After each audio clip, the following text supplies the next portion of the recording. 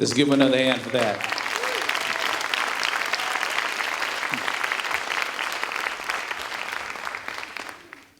Thank you. Thank you very much. And as you all continue to take your seats, I am Captain Eric Jackson with the DeKalb County Fire and Rescue Department. And on behalf of our Fire Chief, Darnell Phillum, we want to welcome you to our DeKalb County Fire Rescue Academy graduation ceremony.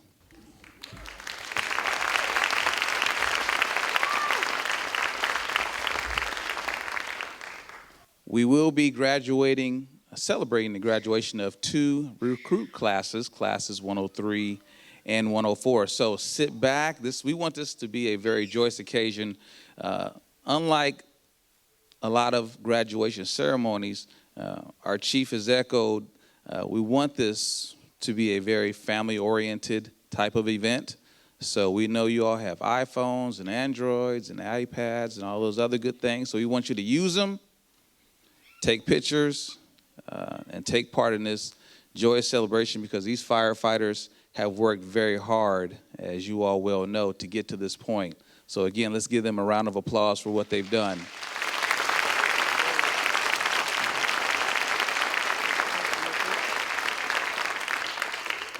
So let us begin first off with the presentation of colors. So if I may ask of you, if you all will please stand as we prepare to present the colors.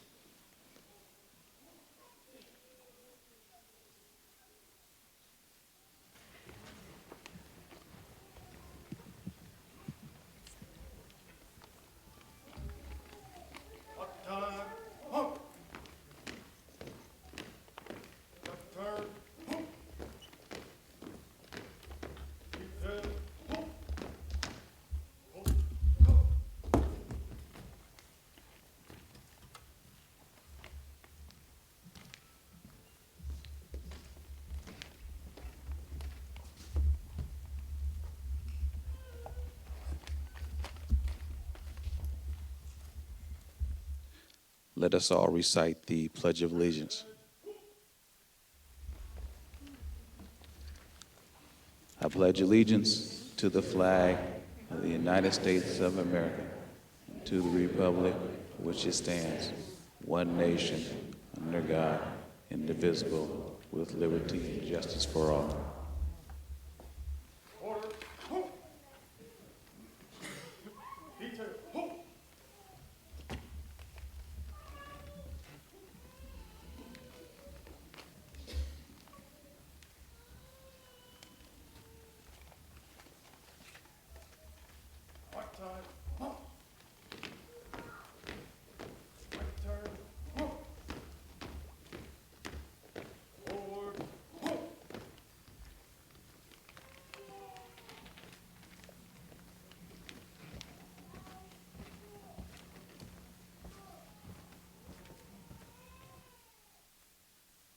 And you all may be seated. Thank you.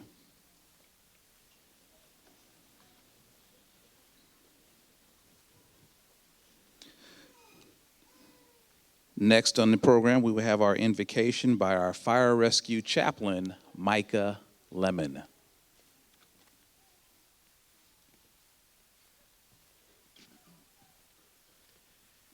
Thank you, Captain.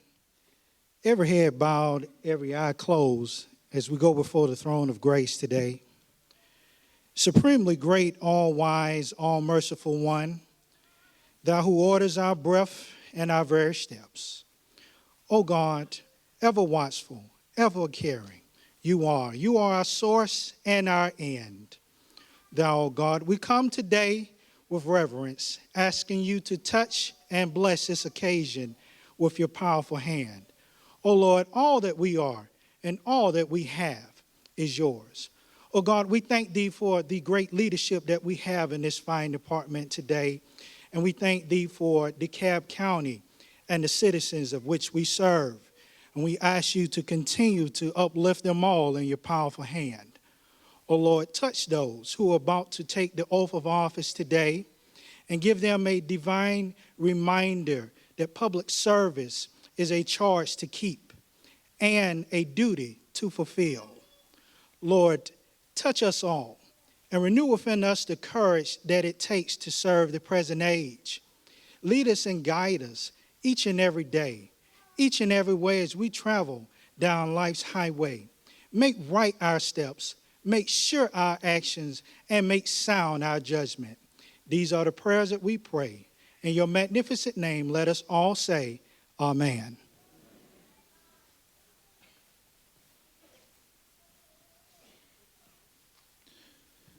Thank you, Chaplain Lemon. Next, I'd like to make some introductions of our academy staff. These fire recruits that will soon be sworn in as firefighters couldn't have made it through this academy without the capable staff of our fire academy. So I'm going to read them off in order of hierarchy, starting with our chief of training. And if you will, just indicate by raising your hand or standing. Chief William Roberts, Battalion Chief William Roberts, Captains Kimberly Bullock Unance,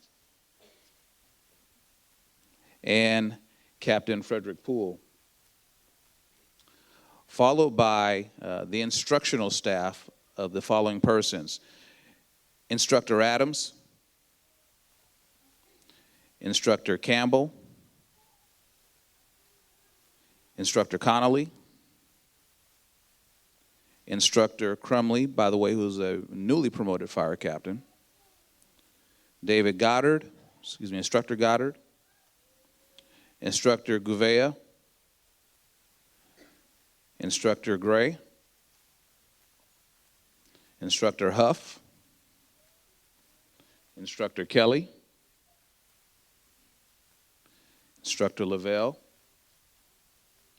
Instructor Leota, Instructor Light, Instructor Lindsay, Instructor Marlborough, Instructor Miranda, and Instructor Stallworth. Let's give them all a hand.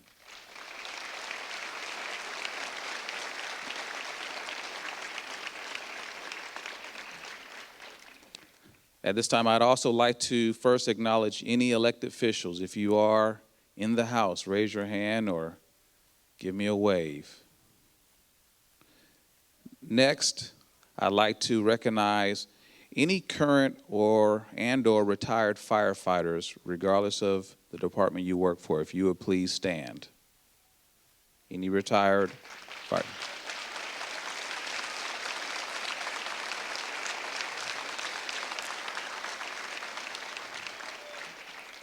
Wonderful. And I want to acknowledge our fire rescue staff, of course, our fire chief, Chief Darnell Fulham,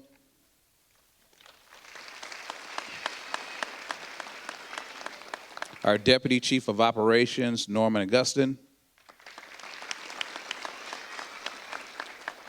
and another member of our executive staff, Chief Garrett Smith, who is not here at this present time. He is our Deputy Chief over Administration and Logistics.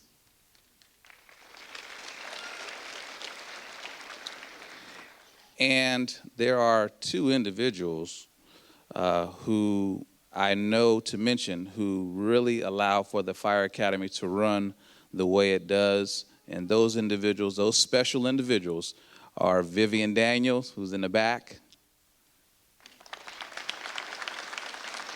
and Princella White.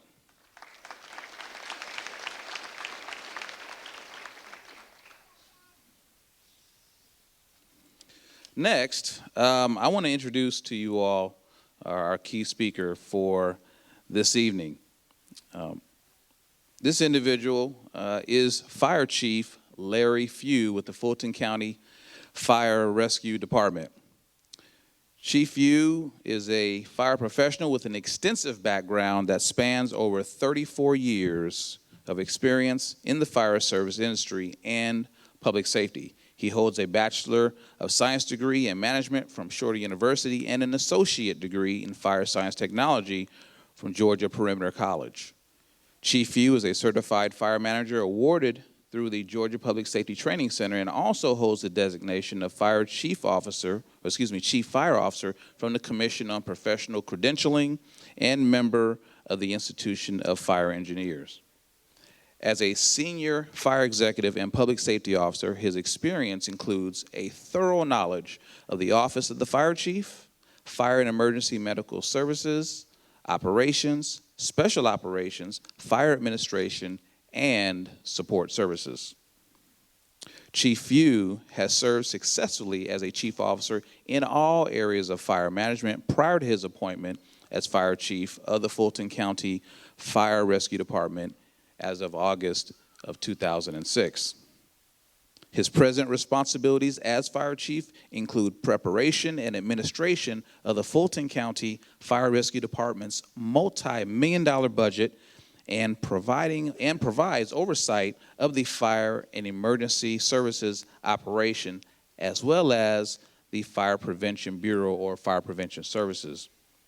As a fire executive, he is recognized for his ability as an executive manager that promotes teamwork with the ability to effectively plan, organize, and implement activities in order to establish a cooperative and results-oriented work environment. In 2014, Chief Few was elected president of the Metropolitan Association of Fire Chiefs and now serves on the executive board as immediate past president.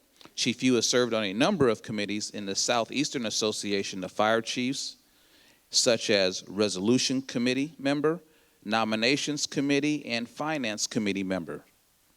On the international level, because he is international, Chief Few has served successfully on the Nominations Committee of the International Association of Fire Chiefs.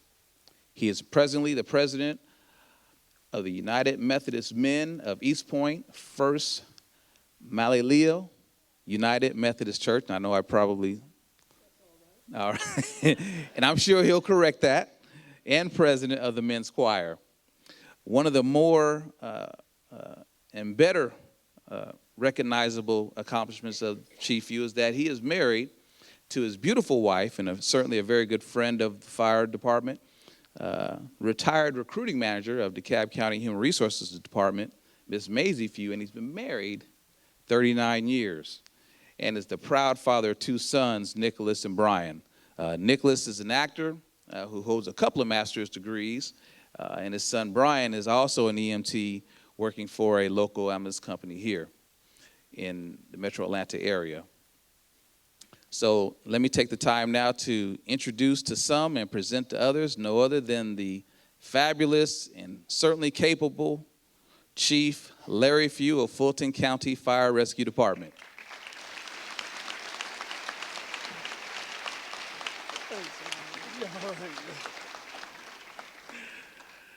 Well, good afternoon, everyone. It's my pleasure to be here. Gosh, he read that whole thing. Oh. Before I get started, I want to do something because it strikes at the heart of first responders and all fire service personnel here in the United States and internationally. A couple of days ago, an act of terrorism occurred in Paris. An act I consider against humanity. And just before that, we had the Malaysian aircraft to go down. We suspect now bombing. Let us all bow in a moment of silence for those that have lost their lives on that plane and in that place in Paris. Please bow your heads with me.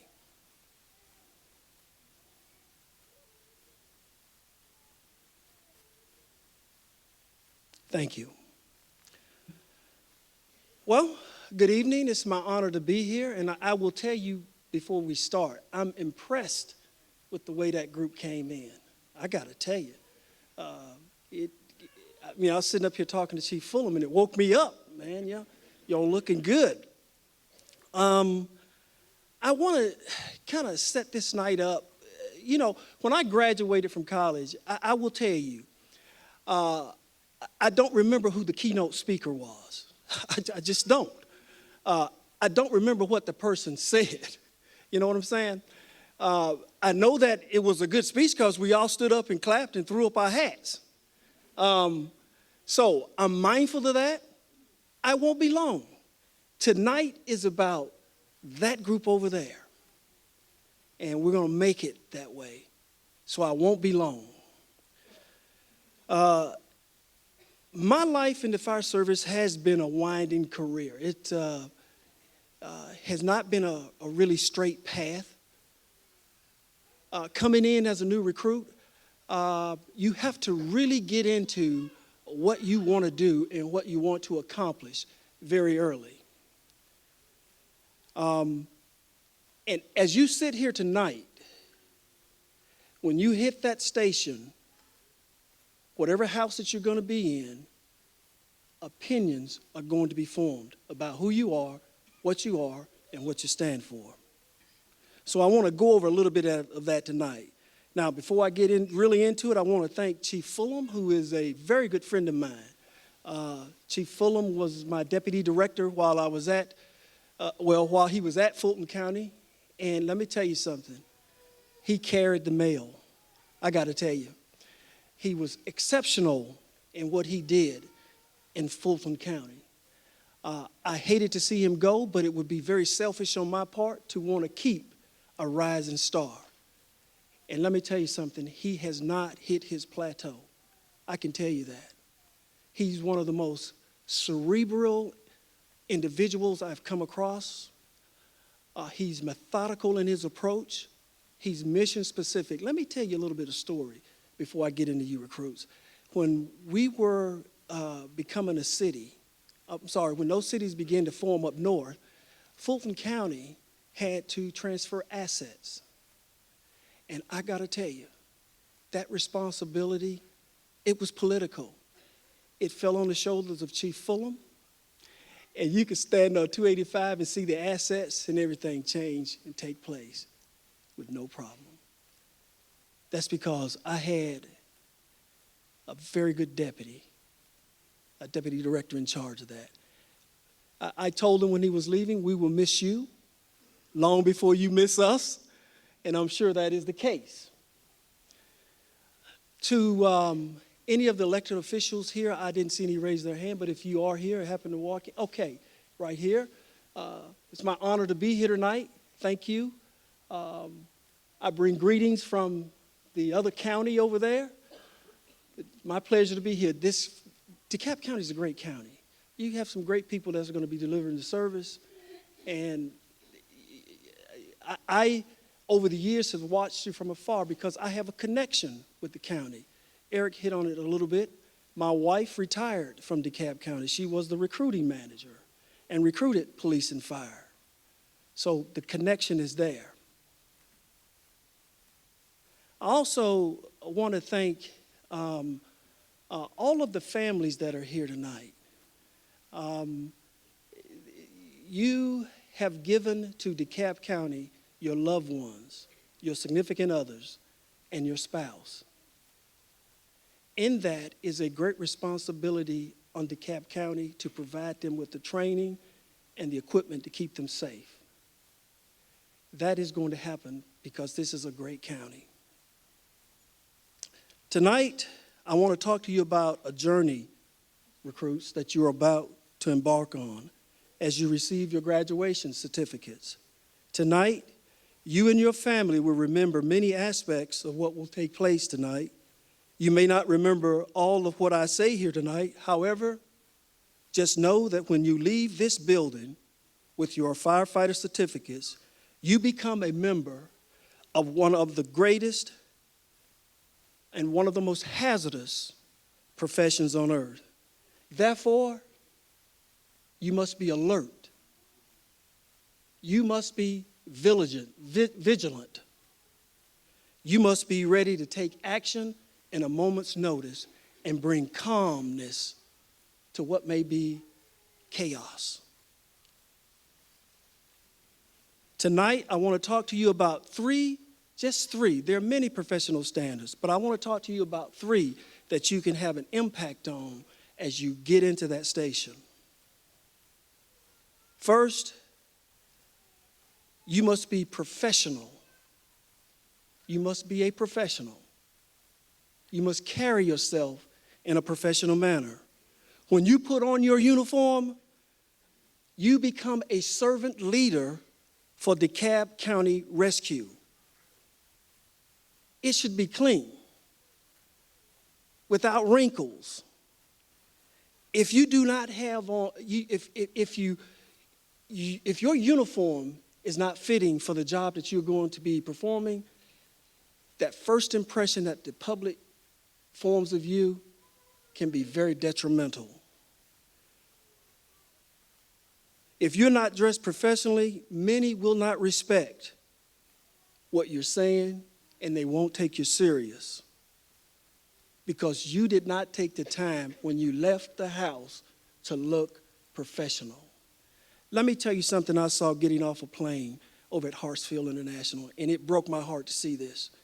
This fella, he must have been coming from some conference. I don't remember what department, but he had this big chaw of tobacco in his mouth and was spitting on the sidewalk. Now, what type of impression do you think that left in the minds of the people that saw him? You must be professional. Always treat people as you want them to treat you or one of your family members. I have the honor of delivering the fire protection services to Fulton County, unincorporated Fulton County. My dad lives in Fulton County. My brother lives in Fulton County. My sister lives in Fulton County. Fulton County is where I work, where I live, and where I play. I have an added responsibility, a fiduciary responsibility to lay out a service for the people in that county because I'm subject to it.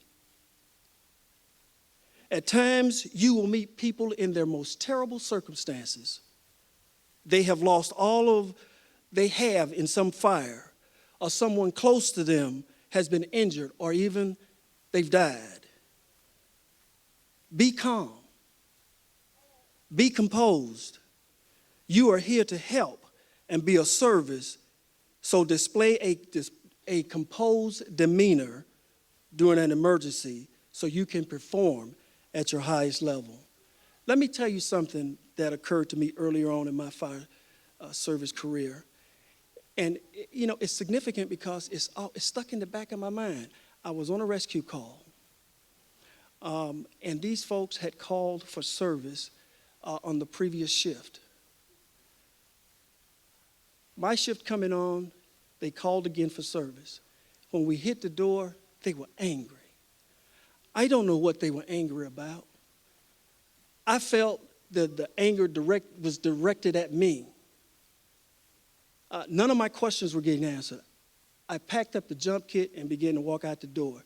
And the senior member got me outside the door and said, "Larry, let me tell you something. You are here to deliver a service. You don't know the level of care and the stress that that family is under. Now, take a deep breath and let's go back in here and deliver the service." And that is what we did. You have to be that calm. You have to bring the calmness to the situation. Next, I want you to commit yourself to your profession.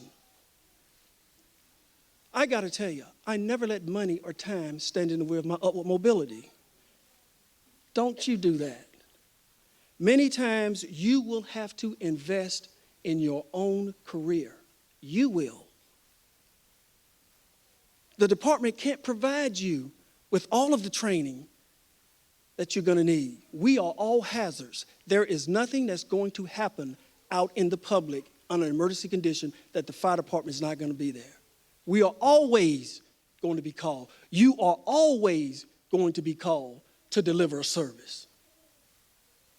Invest in yourself. Early on, when you get into that house, you are being measured by those folks that are in that house.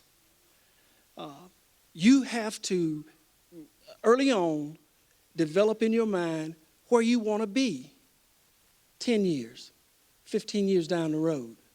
Now, let me tell you what I did. And this is not rocket science. I ponied up with another fella in the house. His name was Eddie Sands. He was one of the captains in the county and an officer in the College Park.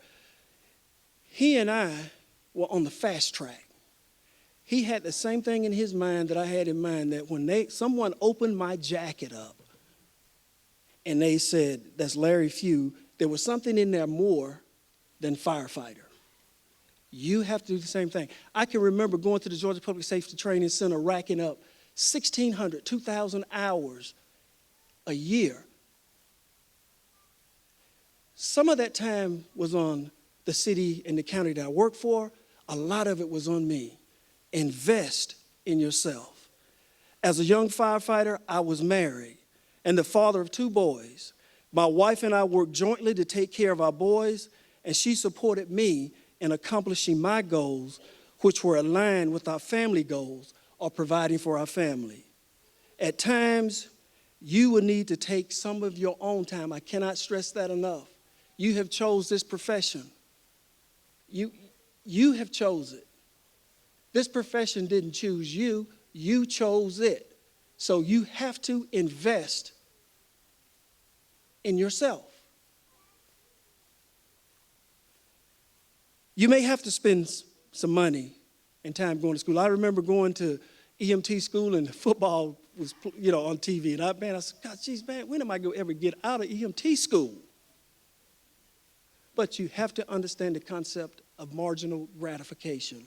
You sacrifice and do all you can in the short run for a greater return in the long run.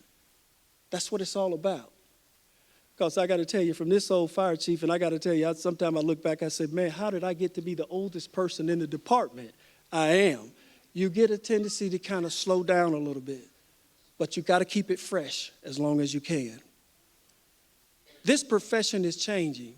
I read a magazine, an engineering magazine from Georgia Tech, and they had robotics. They gave $1 million to the winner of this robotics contest, and it was a 6-foot-tall robot. He had to get out of a car, walk through an obstacle course, open an electrical panel box, flip the breaker, come down, go back through. Let me tell you something. Yes, it was military, but that is where the fire service is going. So you got to be ready. You got to be out there. You got to get that. If you haven't completed your post-secondary degree education, you got to go back. And if you have completed it, then you look at the MBA programs. You look at the National Fire Academy.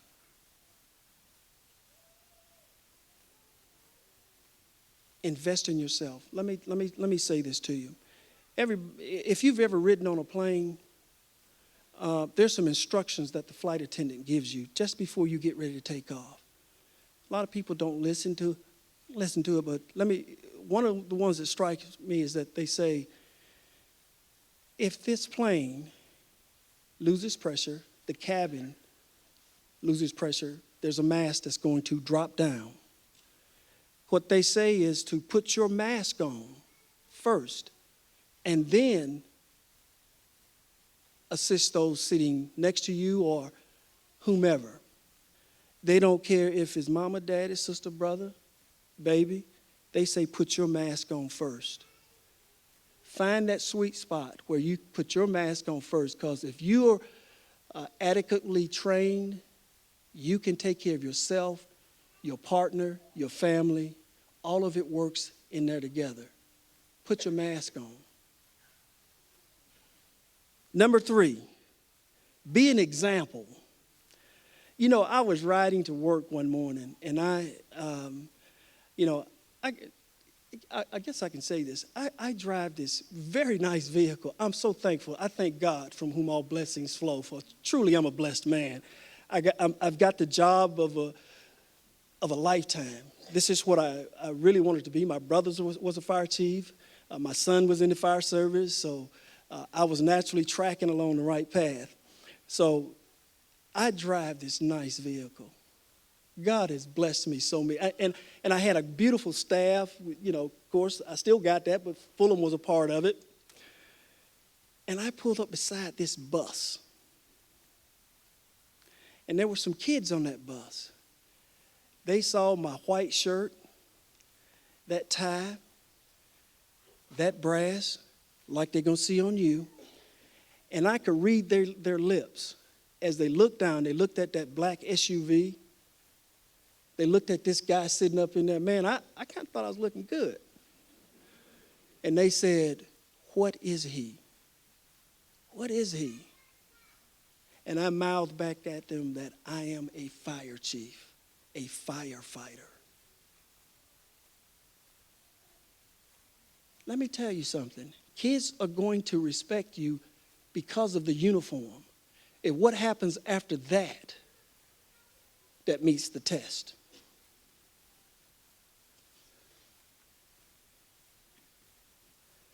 You're graduating tonight. You're unique. You were hired as part of a group of 100 recruits during the months of August, September, and October of 2014. And it culminates here tonight. You are nationally registered EMTs, nationally registered advanced EMTs. You have BLS training. You have pediatric advanced life support training. Your MPQ-1, MPQ-2. You have hazmat awareness, hazmat operations, firefighter safety and survival training, forcible entry. You have garnered 548 hours of specialized training. Now you become part of the fold in delivering that service. You are members of a 700-person department. DeKalb County responded to over 100,000 calls last year. Now you become part of that delivery system. With all the advanced training you have received, remember that this is a dangerous profession. So you must remain vigilant, engaged, and professional in delivering service to those you are called upon to serve. And please remember, everyone goes home. Everyone goes home. We risk a lot to save a lot. Everyone goes home. Now, I'm going to end. I'm going to share something with you. One of the commissioners, she's always saying this, and it resonates how I feel where you are treading tonight. And it's from Robert Frost, so I'm going to improvise a little bit here. The woods are lovely, dark, and deep, but you have promises to keep. And miles to go before you sleep. And miles to go before you sleep. Thank you. It's been my pleasure to be here tonight.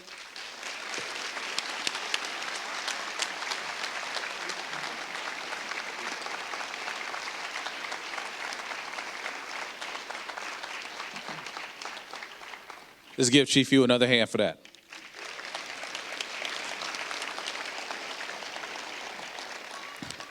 Yes, and just shortly, just before I bring up Chief Fulham here for some quick remarks, let me just acknowledge some special folks that just came in. One, I want to acknowledge our shift commanding officer, that and Assistant Chief Jeff Crump. If you just wave your hand, Chief. And certainly the capable captains and firefighters under his command. We have our District 3 Commissioner, Chief Larry Johnson. If you'll raise your hand, sir.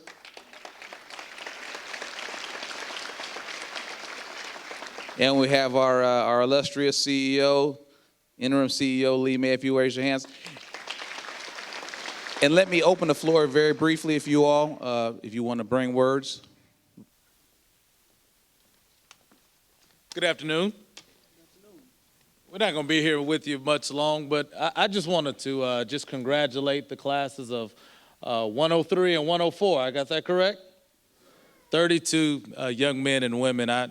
Not many times do I say that I feel old when I look over there at that group. But I want to thank you all as family and friends for supporting your loved ones who have decided to make this their calling to protect and preserve the lives and the property of DeKalb County residents and stakeholders. It is no easy task to take on this profession. When people are running away, they're running too, and we don't take that lightly. And let me just say this one last thing where public safety is concerned as a whole. We just also celebrated a police academy that just graduated, and police and fire and all of our public safety units in DeKalb County is one of those few areas that is absolved from all the political rancor in our county, and I'm thankful for that. When it comes forward to bringing resources to the table to make sure that they have the tools and the equipment necessary for success, the Board of Commissioners, they don't blink an eye when it comes to giving them what they need. I recall a couple of years ago when I was placed in this position as an interim, there were no classes coming through the fire department, none, zero. And we were losing firefighters by the boatloads. And I'm happy to say now that we are graduating more and more classes and keeping the ones that we have. So I want to thank you all for going through the hell that you've had to go through these weeks to get to this point. And I want to thank you from the bottom of my heart for taking on this calling. We don't take it for granted, and we thank you for the work that you do and for who you are and what you really mean to our county. Thank you. God bless you.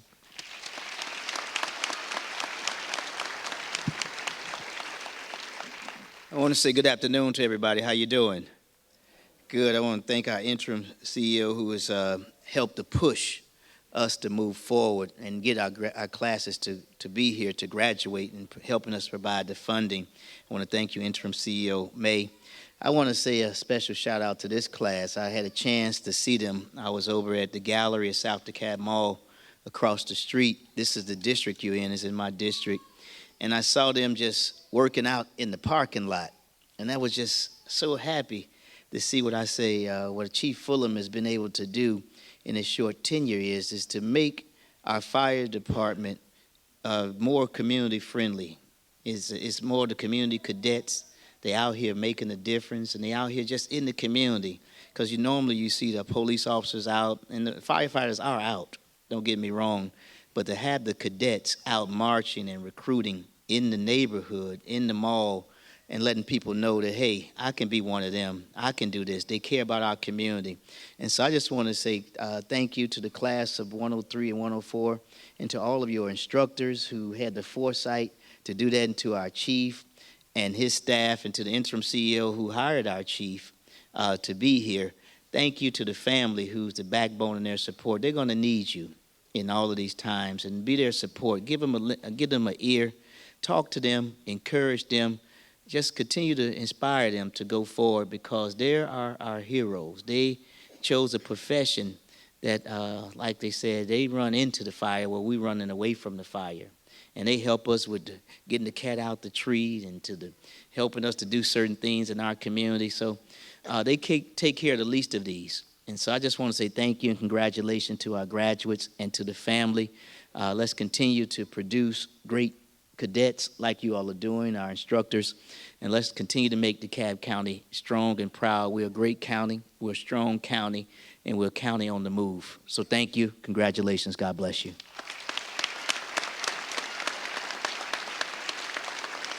Thank you, Commissioner Johnson. Let's continue to give them a hand for their words that they brought here very temporarily. Next, I bring up to you our fire chief, Chief Darnell Fulham, who will come to you with a few words. Chief. Good evening, everybody. How are you doing this evening? Don't they look splendid? I'm trying to get them to smile. That's what I'm trying to do. But don't they look good? Don't they look good? They can smile. Yeah, okay. Well, first, let me thank Chief Yu. As he mentioned, I was his deputy chief. And I will say this, I learned more from him than I ever did for him. He was a mentor.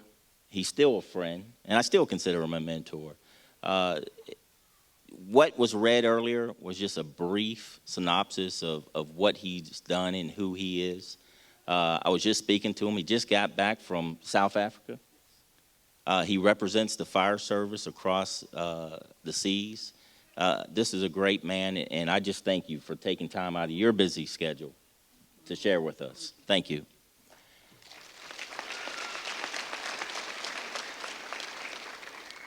Also, while we're along that track of being humble, the interim CEO mentioned about the recruit classes that hadn't occurred in a lot of years. But this group right here, 32 recruits, is part of 100 that we hired last year. I don't think that's ever been done in the history of the department to hire 100 recruits at one time. When you're a new fire chief and you hear that there's already an initiative to hire 100 firefighters, you smile. And that's what we were able to do. So recruits, I think you need to give the CEO a hand. Also, the commissioner. Just give him a hand. Go ahead. You're allowed. Thank you, CEO. I also want to thank the training staff. Now, because we had so many recruits, we normally have a recruit class that lasts about 10 and a half months. But this group has actually been, and the families know this, but it's been over a year. Over a year. I hear people murmuring out there. They're saying, yes, it has, Chief. It has been over a year. But they've been in training. And these folks in the middle have been with them all along the way. They've done an outstanding job training these recruits. So give them a hand. Outstanding.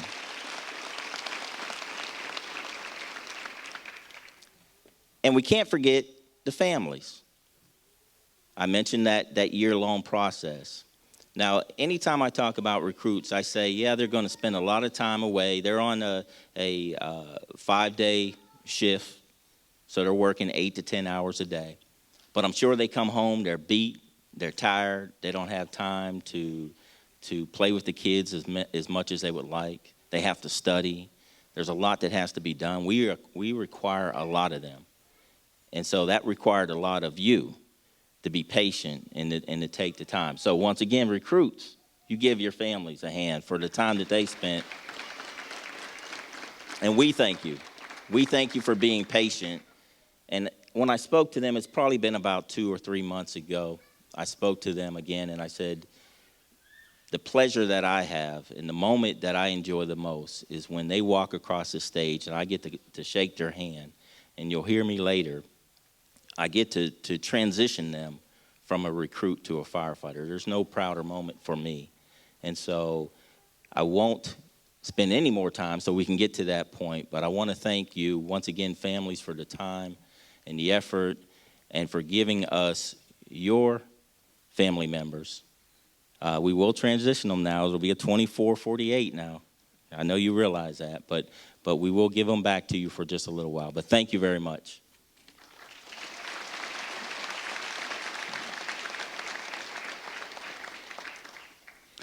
Okay, folks, this is the part we've been waiting for. We are going to award these firefighters their just dues. And as I mentioned before, this is a very family-oriented event. So as the recruits prepare to position themselves to receive their badges and their helmets and their shields, and as the chiefs get ready, those of you who would like to take pictures, if you will, strategically arrange yourselves over here on the side, because as the recruits walk across the stage, there will be an opportunity to get a picture of them as they walk across. So if you can do so, you can start to position yourselves as we prepare to call the names of these fine men and women of your DeKalb County Fire Rescue Department. First person, that in of firefighter Travis L. Barnes.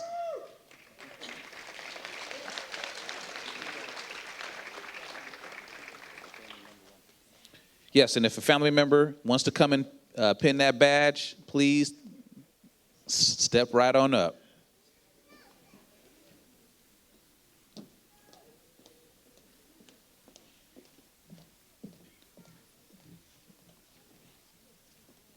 And the names will be read alphabetically, so.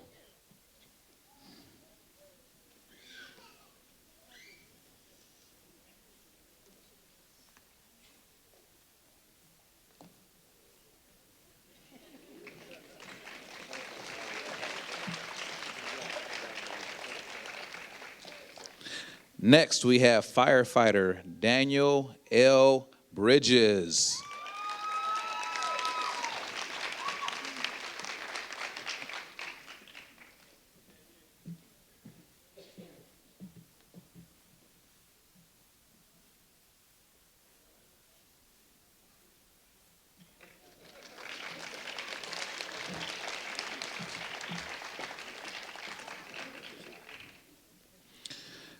Next, we have firefighter Drew M. Brown.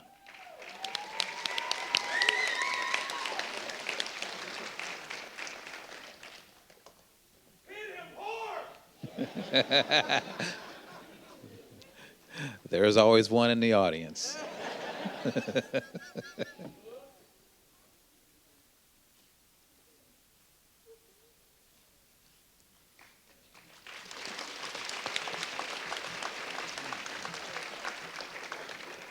Next, we have firefighter Michael B. Cahoon. Ooh.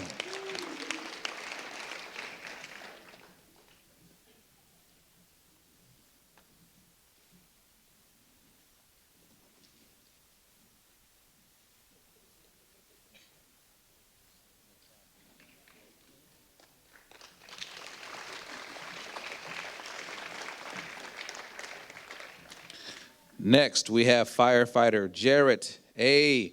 Clark.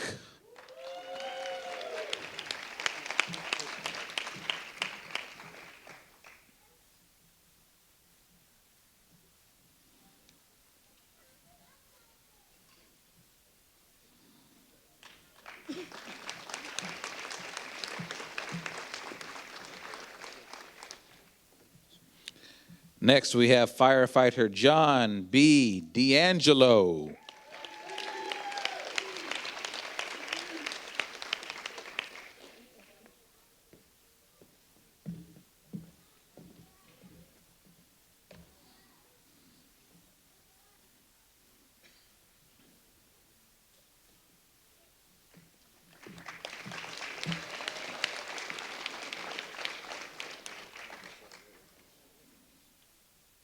Next, we have firefighter Richard S. Davis.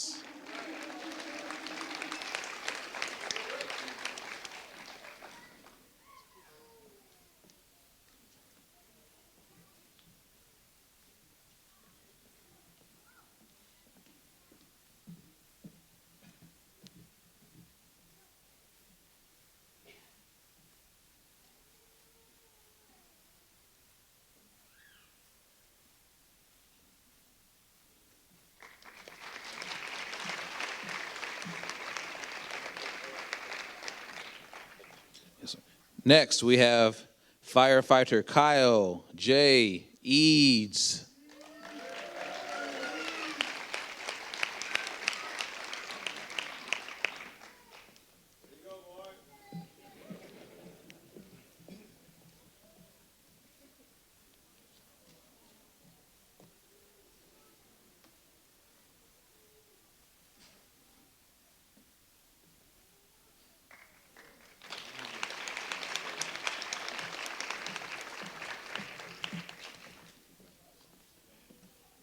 Next, we have firefighter Viviana M. Evans.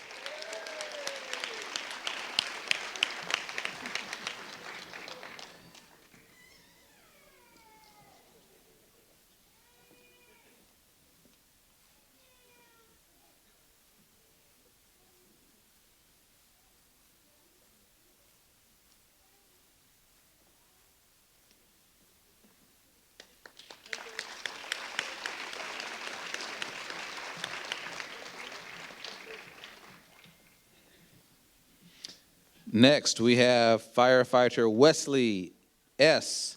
Farron.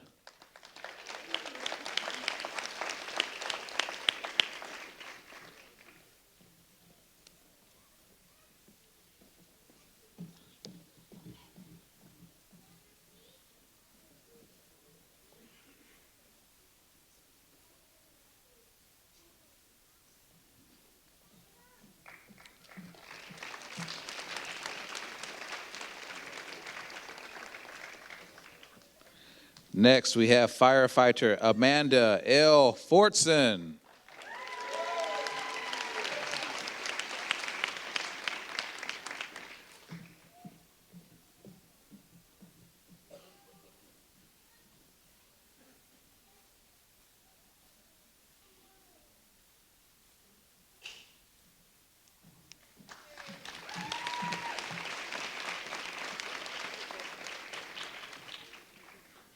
Next, we have Kevin B. Gettins.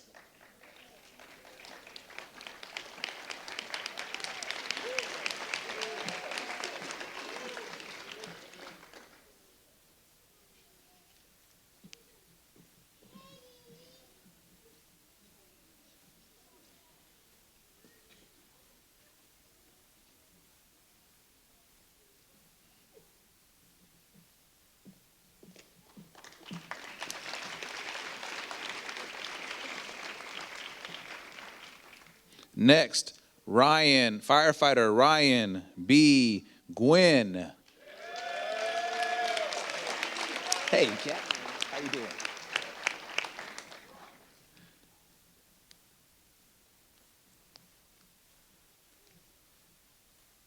If I might add, this young man pinning the badge on him is one of our retired captains, Captain Craig Gwynn.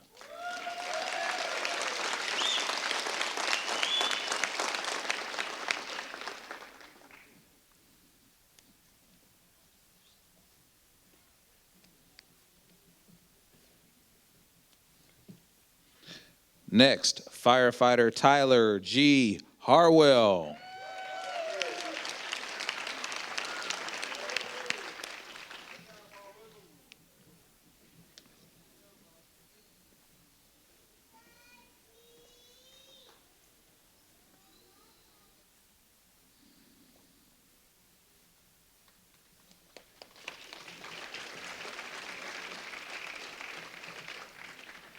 Next, firefighter DeMarcus Q. Jackson.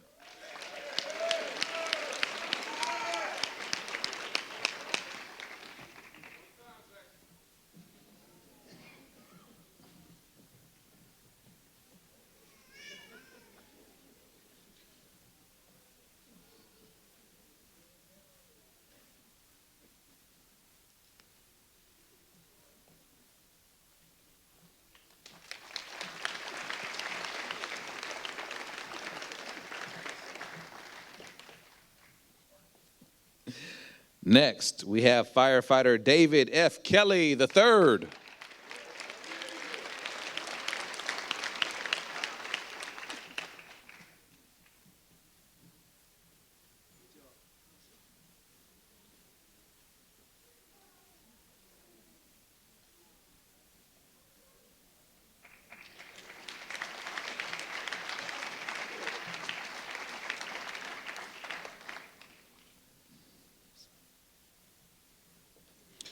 Next, we have firefighter Ryan D. Lockridge.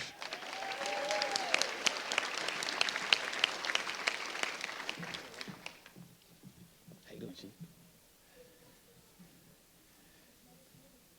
And this gentleman that will be assisting in the pinning process is retired Deputy Chief Gary Lockridge.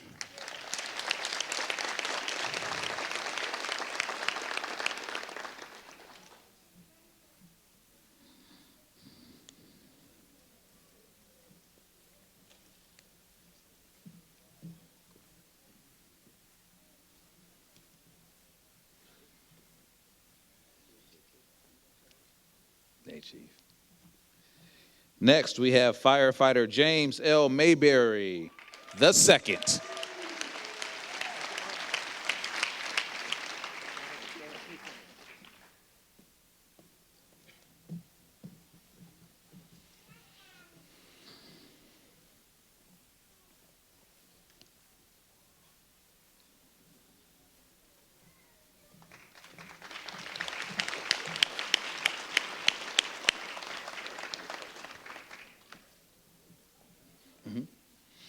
Next, we have firefighter Benjamin J. McDowell Jr.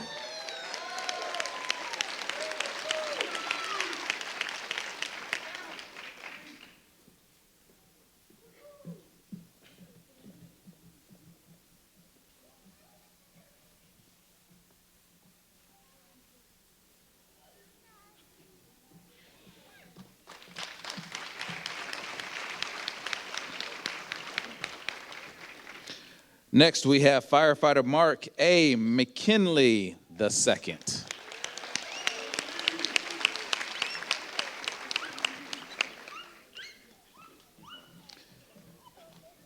You see, we have a lot of juniors and seconds and thirds, but they're number one in our book.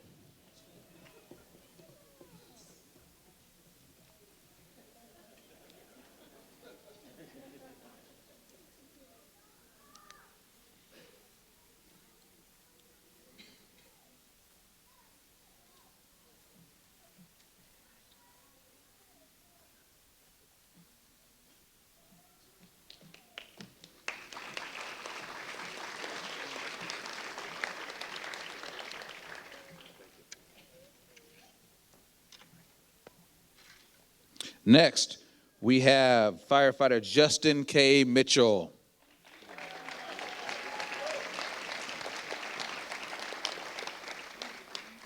And here to do the pinning would be Chief Mitchell from Rockdale County Fire Rescue Department.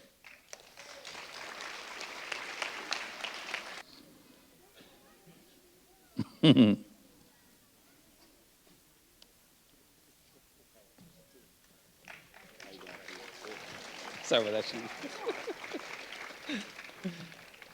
Next, we have firefighter Philip A. Murray.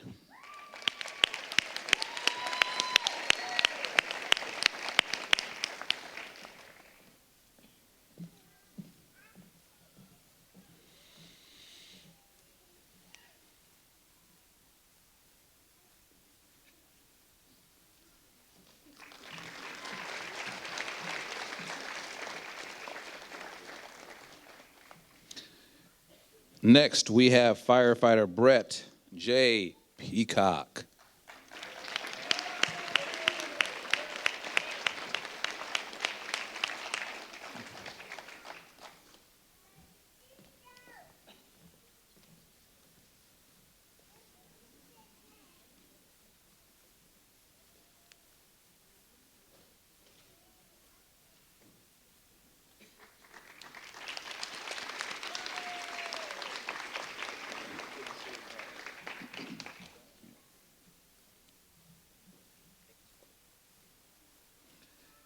Next, we have firefighter Samaya A. Pygut.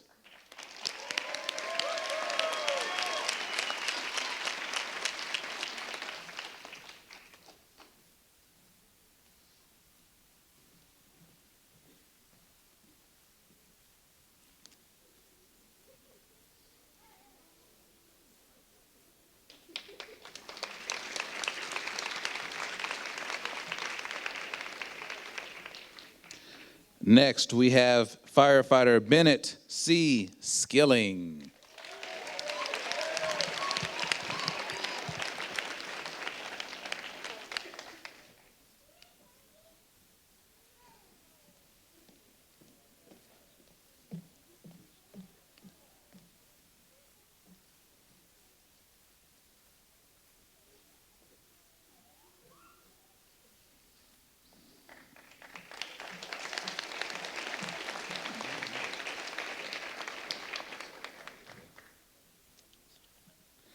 Next, we have firefighter Alexander J. Sicilianos.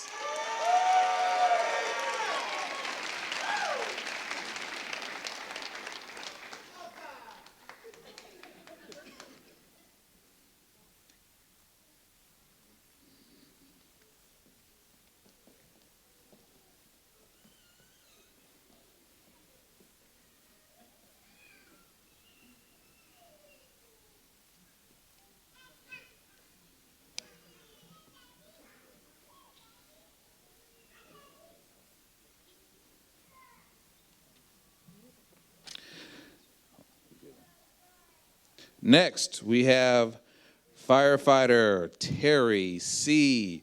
Turman.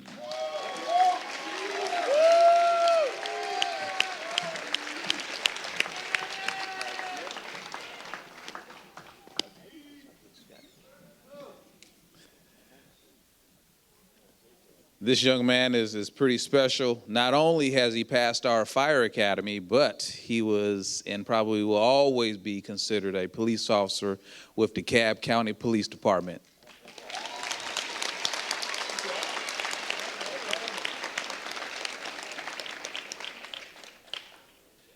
Yes, and that young man pinning the badge on him is his dad, retired battalion chief, from Fulton County, Ted Jones.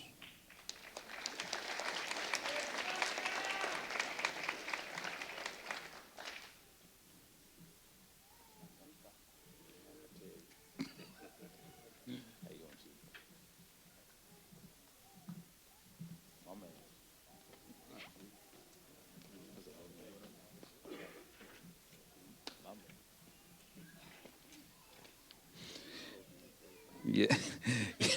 Yes, and next we have firefighter Ricardo J. Wakefield.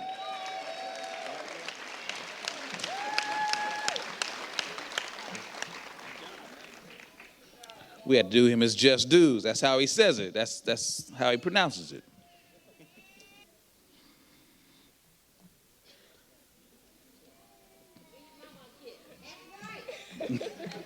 Come on, mama.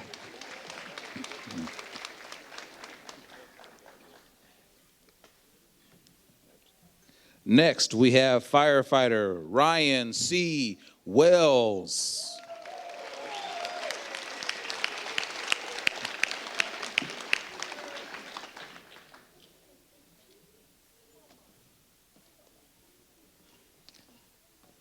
And this young man pinning the badge on him is retired DeKalb County firefighter, FAO rather, Chris Wells.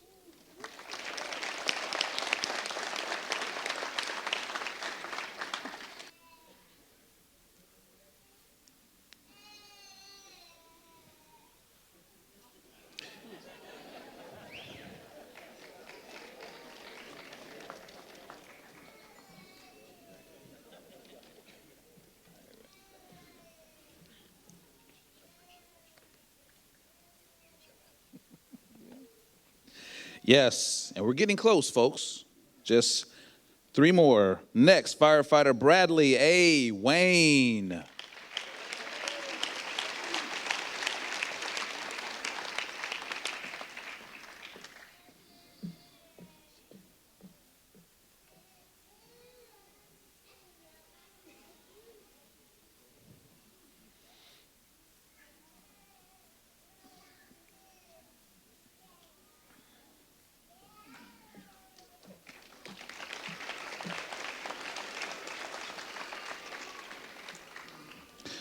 Next, firefighter Colleen Ann Whitworth.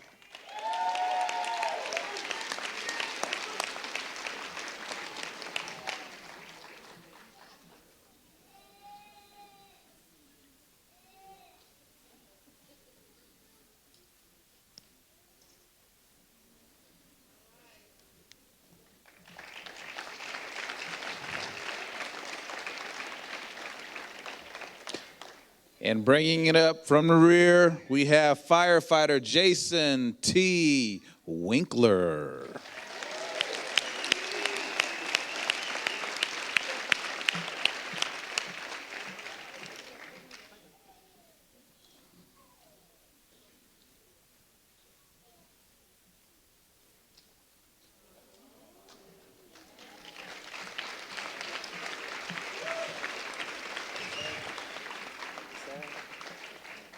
Let's give them all a round of applause.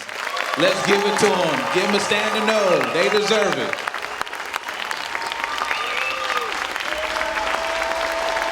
Yes, yes, yes, yes, yes.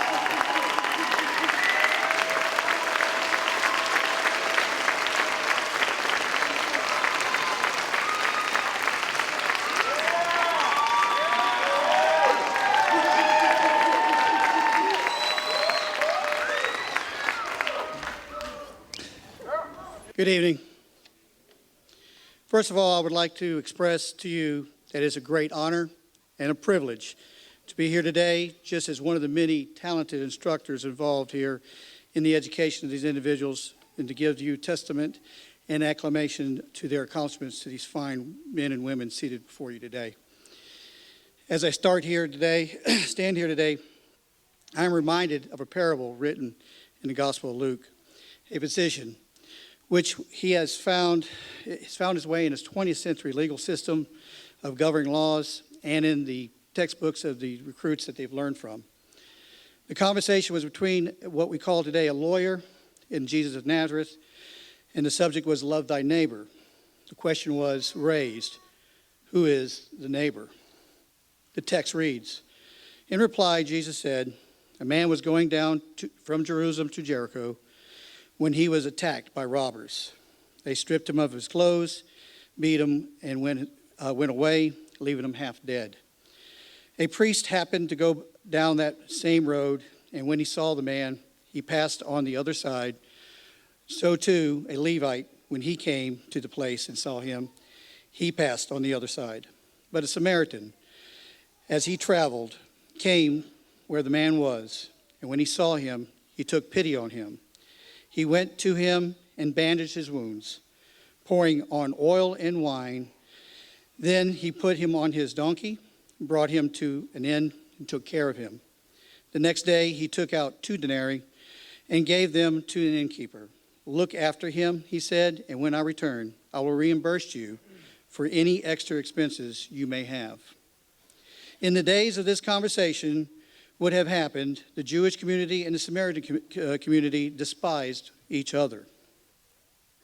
This parable embodies the human spirit of love thy neighbor and the humanity of others to help one another.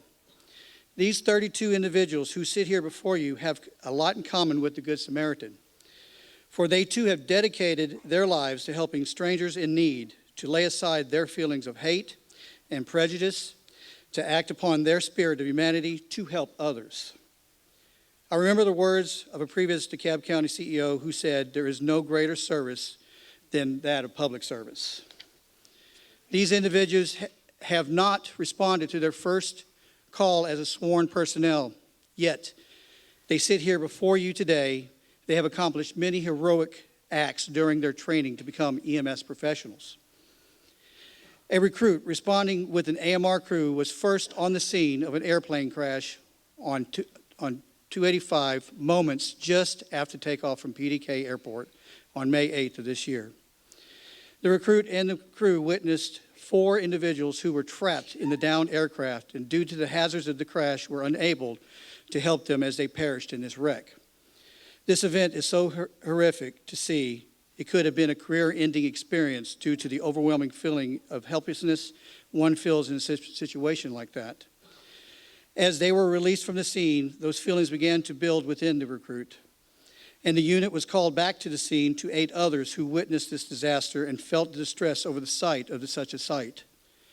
With the feeling of helping others renewed, the feeling of being able to provide care even in the face of a deadly crash was empowering for the recruit's helping spirit. During another call, a recruit responded with an AMR crew and a DeKalb County Fire Rescue unit to a young girl in cardiac arrest from a horrific case of a child abuse and neglect. The recruit was instrumental reviving the girl by providing ventilations to the girl all the way to the hospital. Another career-ending experience, yet this recruit found strength in not just saving the girl's life, but the lives of 6 other brothers and sisters in the child which were removed from the home and placed in a safe environment. These are just a few of the heroic acts these recruits experienced. This class's combined accomplishments includes the following: clinical rides with AMR for a total of 5,826 hours, worked alongside nurses of DeKalb County Medical Center Emergency Room for 550 hours, used a bag valve mask to assist 61 patients in their breathing, gave 223 patients life-sustaining medications, started 659 intravenous lines to give patients fluids or medication access. Responding to 1,682 DeKalb County citizens, of which 271 were pediatric patients from the years of newly born to the age 17. 986 were adult patients between the years of 18 and 64, and 425 of these were geriatric patients 65 years or older. These Good Samaritans have set and earned 2 national certifications for EMT and AMT, and are certified to practice by the state of Georgia as advanced emergency medical technicians. If you will allow me now, I have a few special achievements to be handed out, which were earned during the course of their training. The first award is new for the EMS training department. It is the Leadership Award.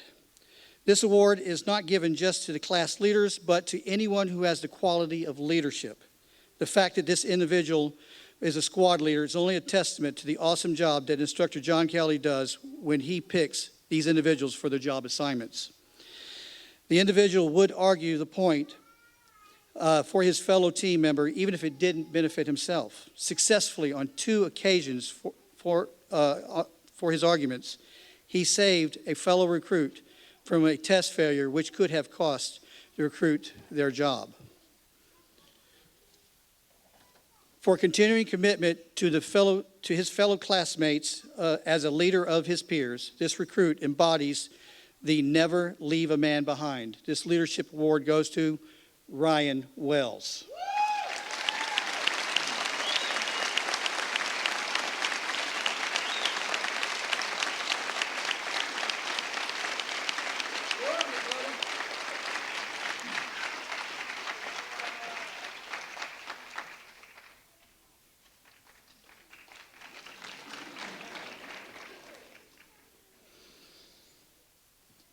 The next award of personal achievement is the Academic Achievement Award.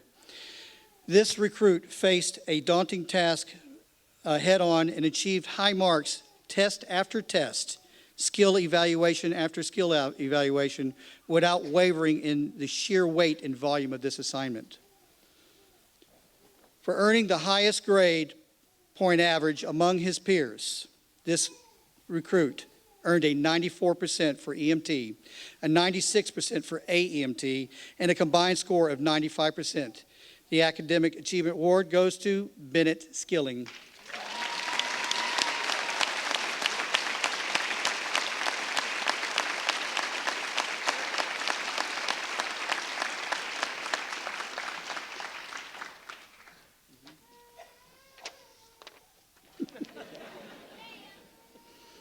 They didn't get to practice this part, so. The final EMS award is awarded by the instructor. It is known as the Lionheart Award. This individual had struggled with the material during the training and through perseverance learned how to study the material to achieve the goal to be successful. For your commitment to striving for never-ending improvement, the Lionheart Award goes to Colleen Whitworth.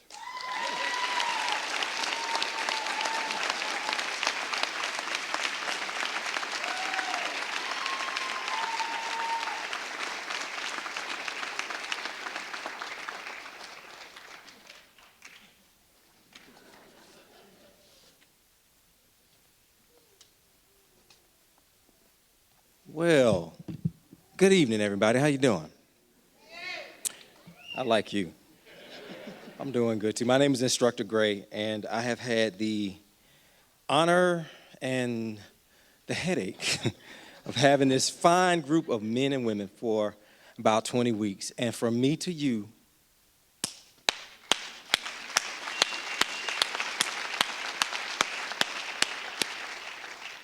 they did an awesome job. Most of these people came to us with no fire training at all. Some of their accomplishments as a group was, number one, we had a 100% pass rate of these people on the NPQ 1 and 2 tests. That is awesome. Awesome. Awesome. And I have the other honor of presenting some awards. So here we go. in recognition for the top academic achievement in the 103 and 102 MPQ class. This person maintained a 95.6 combined average of MPQ 1 and 2. And that person is Mr. Bennett Skilling.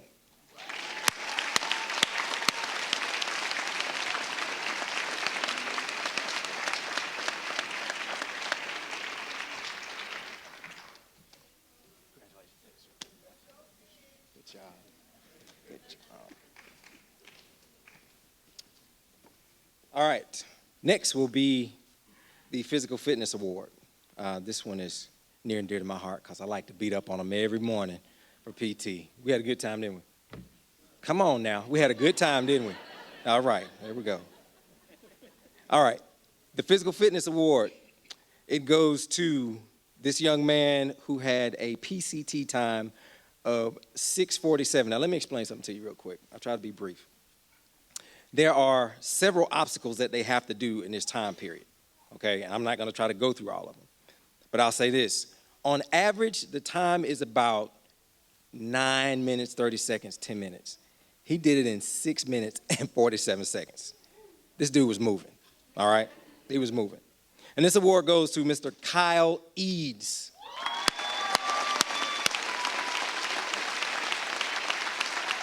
Bravo. Good man. Good man. All right. This next award, I like this award too. Because this award basically goes to a person who improved dramatically over the time that they were a recruit with us. This next recruit started out with his first PCT. He didn't pass it. He failed, to be very honest. But he stayed with it, was very consistent. His grade point average improved from each class to the next. This recruit, well, rookie, is Travis Barnes.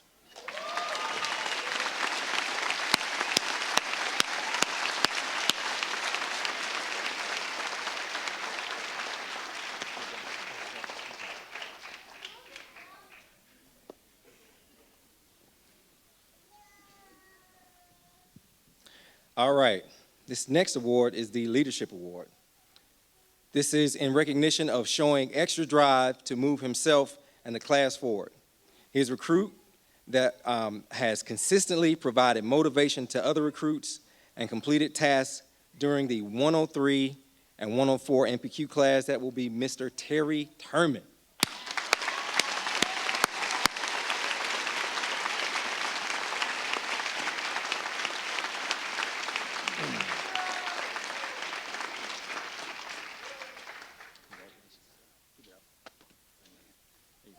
Good job.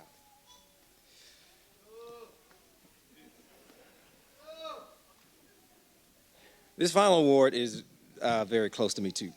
I guess all of them are. This is the Lionheart Award. I love my job. I really do. And I'll tell you why. Because I have the uncanny pleasure of watching people transform into something better than they were when I saw them the first time. That is an amazing process to watch. And this one particular recruit, I watched her struggle from day one, no lie. Give me 5 push-ups, here's one, boom, fall on the ground. Her first PCT couldn't even complete it. I told her where she was weak, and I watched her work just about every day to get stronger and stronger and stronger. I am so proud of this young lady for receiving this Lionheart Award, and that is Colleen Whitworth.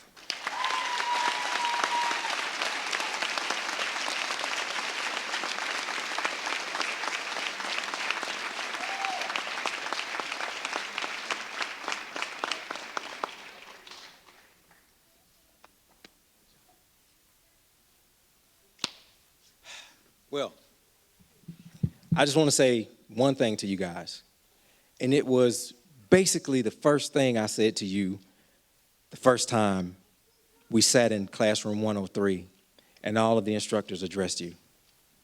It was an acronym. It's 3 letters. ICE, ICE. I is for what? C is for what? And E is for? And Chief Few brought in the last one you have to take with you from this day forward, and that's professionalism.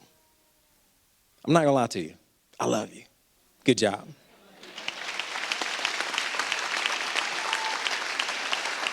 Let's give it up one more time for classes 103 and 104 and their special achievements. Yes, yes, give it to them again. Stand up. They deserve it. These are your DeKalb County Fire Rescue firefighters. Let's give it to them like they deserve it.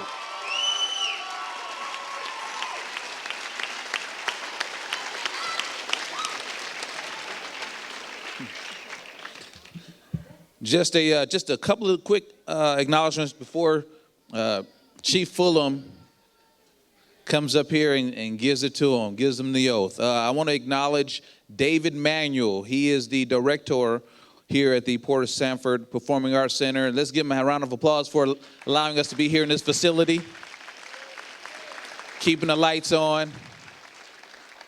And also our DeKalb County, I don't see him, but our DeKalb County Press Secretary, Burke Brennan, who in my stead is taking pictures and updating social media. Let's give him a round of applause for what he does as the face in front of the media for the county. Next up, Chief Fulham to deliver the oath. Chief Fulham. All right. Thank you, thank you. Got to put on my glasses for this part.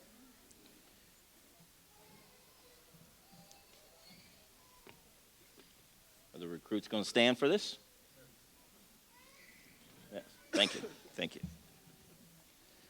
Let me say once again, I want to talk about this group in the middle right here. You saw the enthusiasm that they have. They just do an outstanding job. When I came here to DeKalb, that's one thing I knew, is that when a firefighter hits the street, they've been trained, and they do an outstanding job. I'm so glad to hear Instructor Gray say that he loves his job, because he's going to do it again in about 3-4 months. So we're going to give him a fresh group. So, okay, are you all ready? You're going to raise your right hand. I state your name. Do solemnly swear that I will perform the duties as a firefighter of the DeKalb County Fire Rescue Department to the best of my ability, to the best of my skill and ability. That I will not let personal or political influence or prejudice alter my official conduct to the slightest degree. I will always remember that I am a public servant. I will perform my duties to the best of my ability in any capacity or section which will serve the best interests of the DeKalb County Fire Rescue and the citizens of DeKalb County. I further promise and swear I will uphold the Constitution of the of the state of Georgia and of the United States of America to the best of my ability. Congratulations, firefighters. Stand on your feet one more time.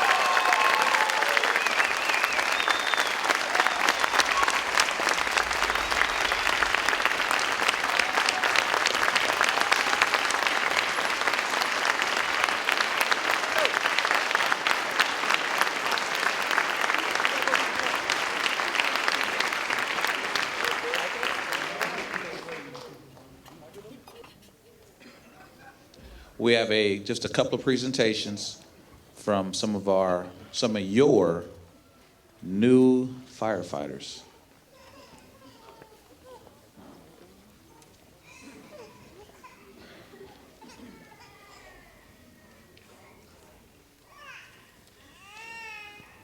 I'd like to start off and say thank you. On behalf of my class, I'd like to thank the family members, the command staff, the instructional staff, distinguished guests. Thank you. Thank you for the support that you've given us for the last 14 months. It's been hard, but we persevered and we accomplished the mission. I'd like to take time to just acknowledge these wonderful instructors. Like they said, 14 months, they've been there with us through thick and thin. They helped us to find the inner strength. When we felt like we couldn't go forward, they showed us what we need to do. They taught us how to tap into that inner strength and push forward. They gave us that attitude, that never die, never quit attitude. And I'd like to say thank you. And if everybody could stand and give these instructors an applause.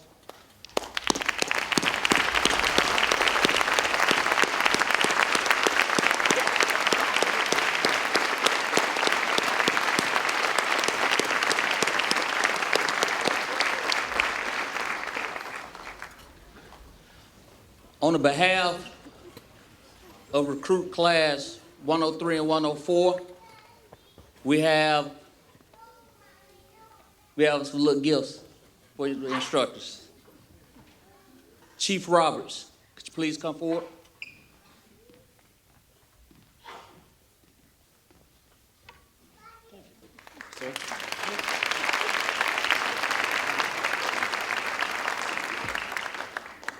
Captain Bullock, you're next.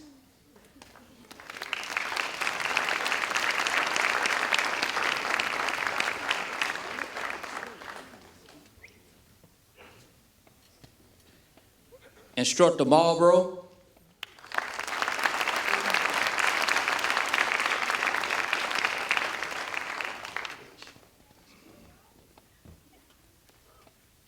Instructor Cavell.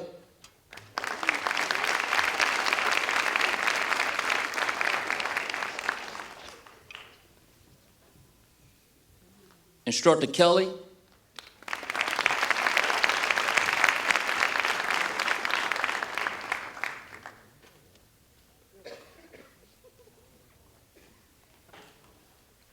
Instructor Campbell.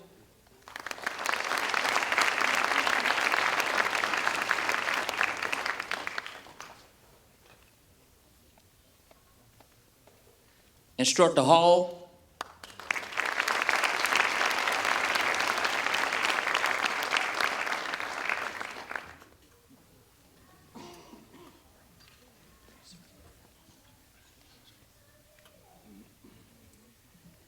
Instructor Norton.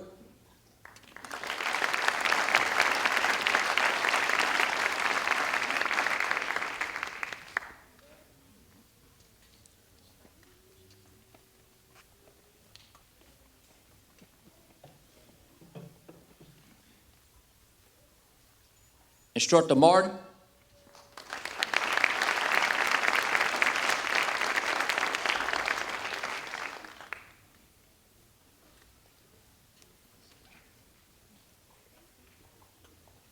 Instructor Lindsay.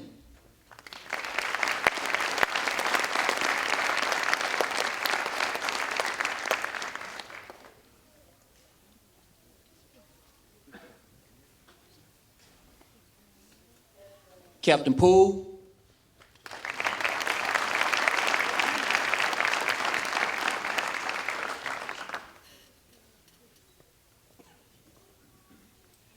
Instructor Gray.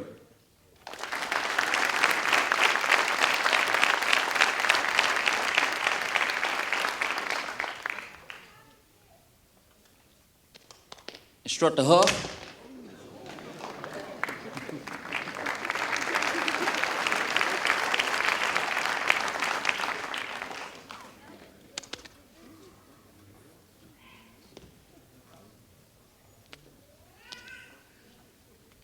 Instructor Leota.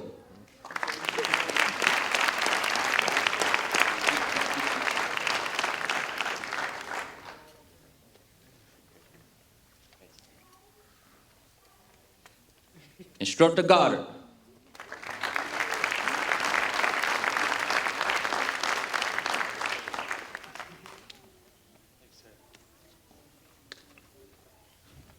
Captain Crumley.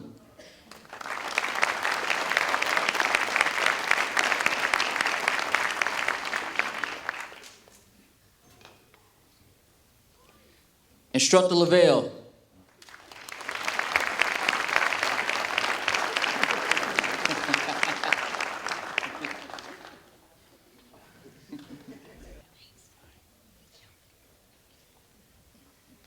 Instructor Light.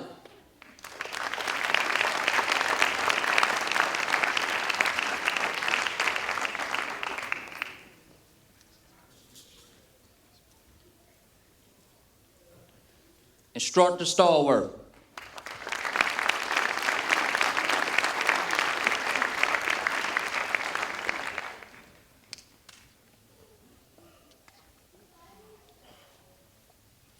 Instructor Adams.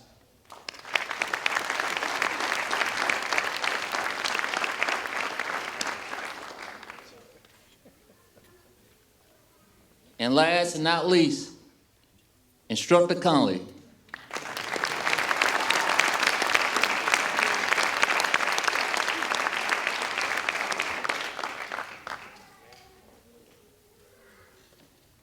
On the behalf of our class, we'd like to present the class plaque to the Fire Academy. Captain Poole, Instructor Gray, please come up.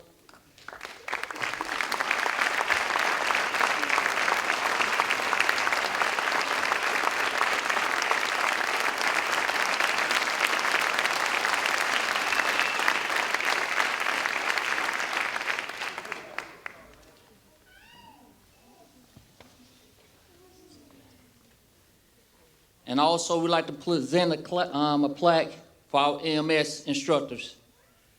Captain Bullock, Yanatz, and Instructor Marlboro, could you please step forward?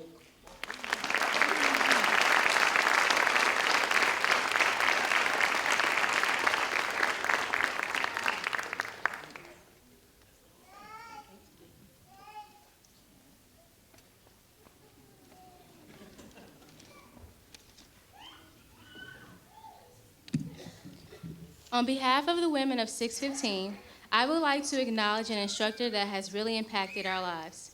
Despite the many obstacles we face, there was one consistent voice telling us to keep going, keep pushing, and stay focused. You lead by an example through every mile, every step we climb, and every workout. Your words of encouragement and faith in our capability has truly been priceless. Thank you not just for the lives you saved, but the lives you changed.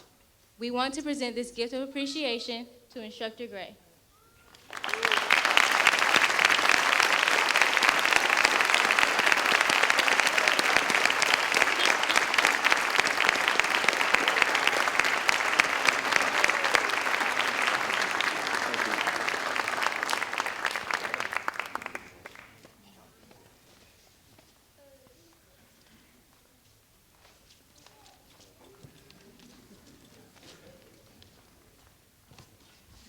We have one more last speech.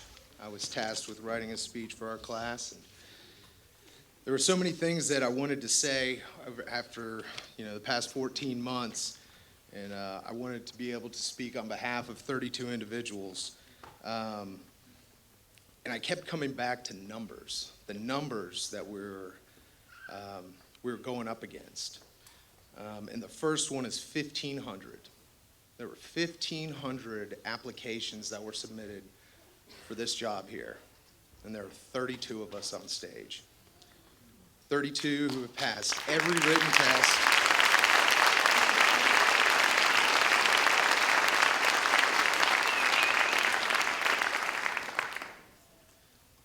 "32 of us that passed every written test, physical test, quiz, homework assignment.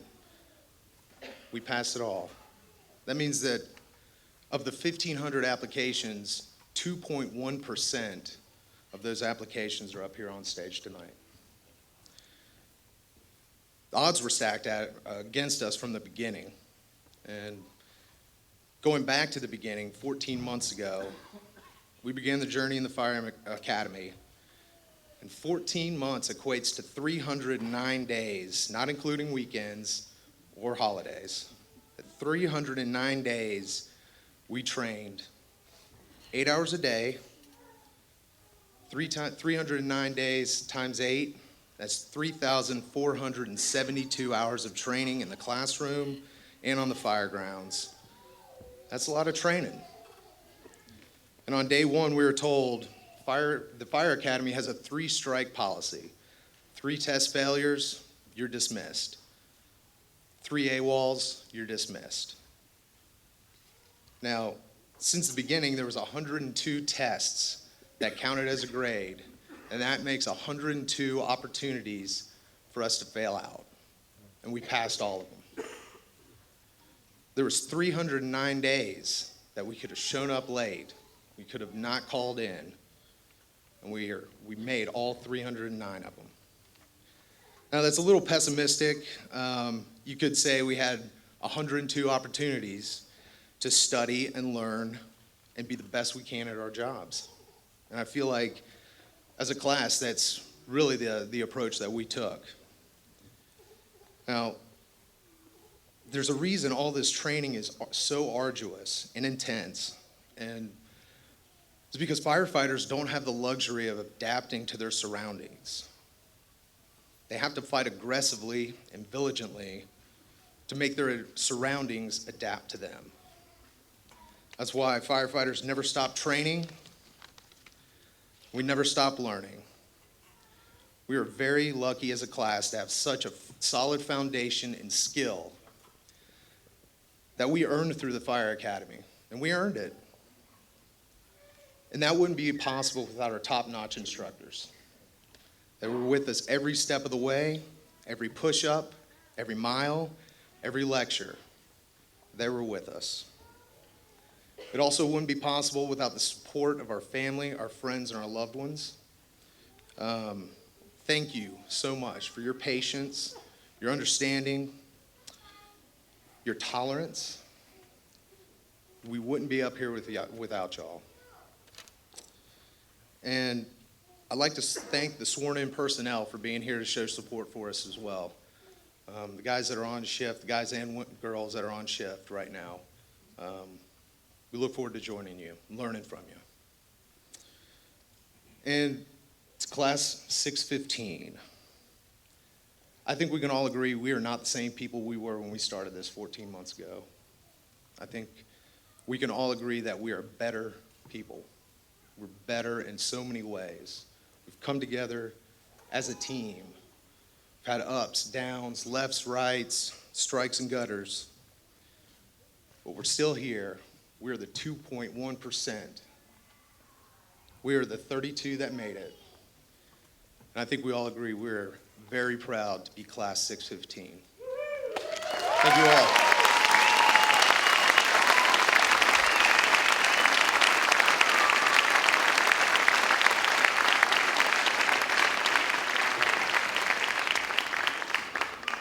Okay, folks, as we prepare to close, let me just do this one very important thing. All those who have served in our armed forces, our Army, Navy, Air Force, Marine, and Coast Guard, would you please stand, please?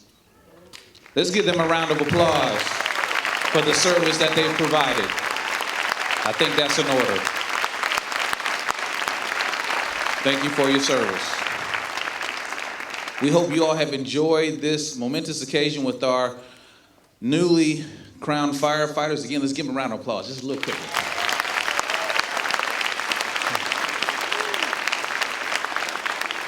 Just a couple of points that I want to make mention before I bring Captain Fred Poole to bring the dismissal. I believe there's a little something outside in the front. There is some light refreshments out in the front, and you all can talk and meet and greet other firefighters and so forth, and just have a good festive time. So again, thank you all for coming. Thank you for taking the time out to come and celebrate the hard work of your new DeKalb County firefighters. And Captain Fred Poole will bring the dismissal. Class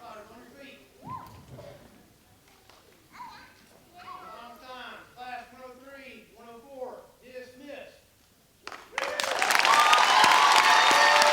Thank you for coming. Let's give it to them one more time, to your DeKalb County Fire Rescue Department firefighters.